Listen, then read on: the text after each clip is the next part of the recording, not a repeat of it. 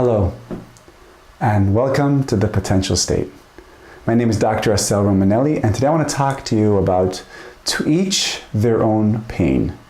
You are not responsible for your partner's feelings.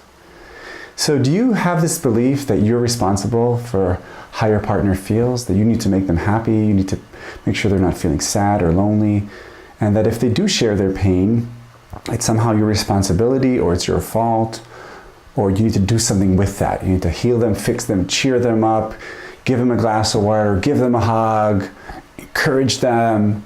So if you have this core belief, this belief that your pain is my responsibility, or the other way, my pain is your fault, then you are in a good company, which means most of us, present company included, where we talk about, where we have this feeling like we're responsible for each other. I'm responsible for the feelings of my partner. Now, the problem with this core belief, now what is a core belief? A core belief is a belief I've had for many, many years that I feel is the truth. And it's almost like glasses that I'm wearing. And since I've been believing this for so long, and I can only find proof for that. As Mark Twain says, for he who holds a hammer, the whole world is a nail. So I just find more and more proof for this core belief. And I choose to get close and I go into intimate relationships with people that share that core belief. So we both feel like your pain is my responsibility. Your pain is my fault. Your pain is another thing on my to-do list that I need to heal. And I want to flag a few things that are problematic with that core belief, that actually keep us reactive and locked. The first thing is it keeps us reactive. So every time I need to be on my toes. Every time you share something that's difficult for you, I immediately get tense. I need to do something. I'm not comfortable. I'm not open. I'm not really open to hear you because I'm already thinking, okay, what did I do this time? Or what do I need to do now? Or how much effort and energy I'm going to have to do to cheer them up or to ask forgiveness? So I'm actually kind of avoiding my partner because I don't want to hear their pain. Even if it has nothing to do with me, because at the end of the day, it's a very quick arrow until it's my fault. Even if they talk about a bad day at work, but they're only working in that job because I wanted to go back to school and therefore it's my fault. And I'm not really listening. And even if I am triggered to react, my reaction is almost from a sense of duty, of heaviness, not because I'm actually feeling free to actually wanting to respond. It's not even a choice. It's almost like a reaction. The other thing keeps us symbiotic, which means each one of us is afraid to hurt the other, so I can't actually say anything. So slowly the relationship becomes a dangerous place where I don't want to share my pain because I don't want my partner to feel bad. Because my pain equals their pain. If I'm hurting, they're hurting. If I'm happy, they should be happy. And it keeps us poorly differentiated in the sense differentiation, my ability to be myself and to be close. So if I have this core belief that your pain is my responsibility, so I can't really be close to you and also be connected to myself, because the second I get close to you and you share your pain, I need to kind of erase who I am and be all there for you. React, respond, be appropriate.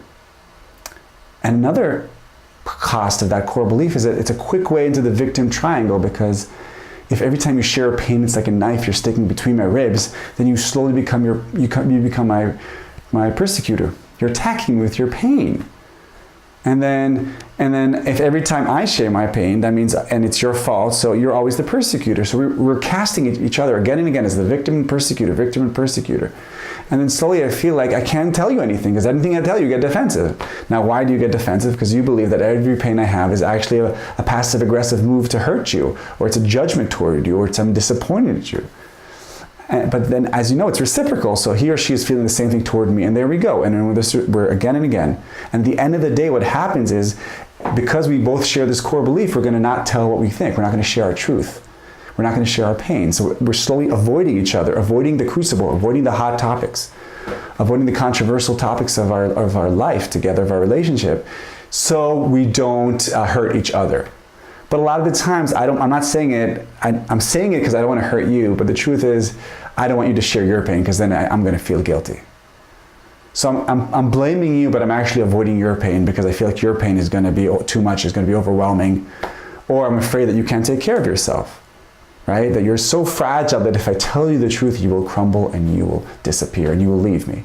So I'd rather not tell you my truth, if it's like something silly, like I don't like the shirts you're wearing or the smell of your feet before you take a shower, to a much more intimate feelings, like I don't like our sex life, like I don't know if I've ever loved you, like I'm not really sure if you're original or you're just regurgitating things you read, So all these fears that I have, and if I don't verbalize them, because I don't think my partner can handle it, but actually I can't handle my partner's feelings, my partner's pain, my partner's criticism.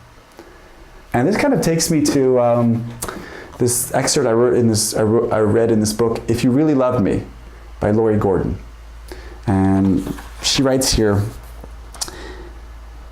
underlying this set of assumptions is the all too common but dead wrong belief that we are responsible for how our partners feel. We are not. We are responsible for our own behavior and the way we express ourselves. We certainly can avoid behaving in a hurtful manner or speaking in a nasty way, but we cannot prevent those close to us from experiencing pain, fear, and anger. What we can do is listen when our partners want to express those feelings. Talking through the feelings allows them to diminish and provides the information we need to discuss what caused the pain, fury, or fear. Then we can determine whether anything can be done about the cause. So I'm not responsible for the way they feel. I want to be open. I might be one of the causes for it. I might be one of the people around them that's causing the pain, but I cannot take responsibility over what they're feeling. Because if everything they feel is my responsibility, then I won't be able to be differentiated. I won't be able to be next to them. I won't be able to see them as they're feeling the different emotions.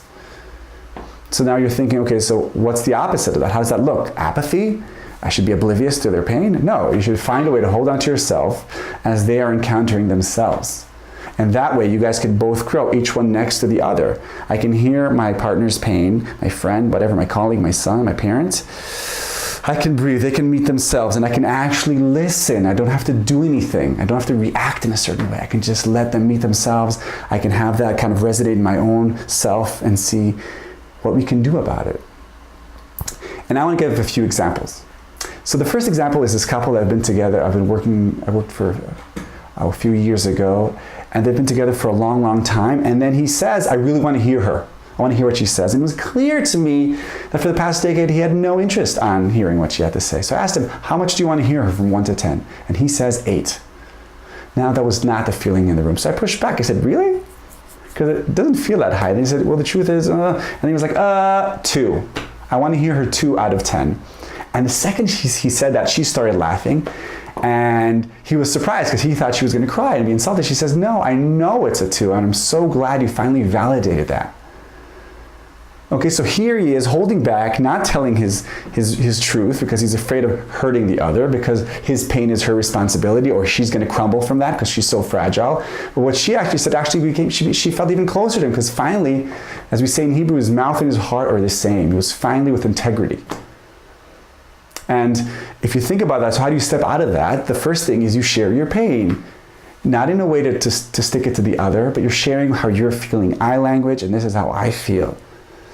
And then once you stop holding that back, one of two things will happen. You will either be surprised that your partner will not be shocked, will not leave you, will not fall apart, will not commit suicide. They might be hurt. They might be taken aback. They might be even a bit offended. But if you hold on to yourself, what's going to happen is they're going to slowly come back and share their own truth, their own pain.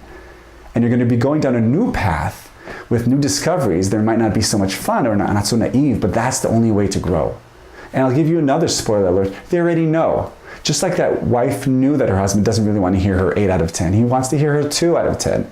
They just don't call you on it, because if they call you on it, they don't really want to hear your truth, because they're afraid that if you tell your truth, then they're going to have to hear the things that they don't want to hear. And then they're going to have to tell them their truth.